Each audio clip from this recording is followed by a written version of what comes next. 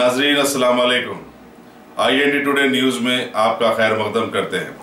आइए देखते हैं ये तफसीलात। रियासत महाराष्ट्र के जिले उदगीर से मुल्क की गंगा जमनी तहजीब की एक बेहतरीन मिसाल सामने आई है कि शहर में शिवाजी महाराज की यौम पैदाइश के मौके पर हिंदुओं ने एक जबरदस्त रैली का एहतमाम किया।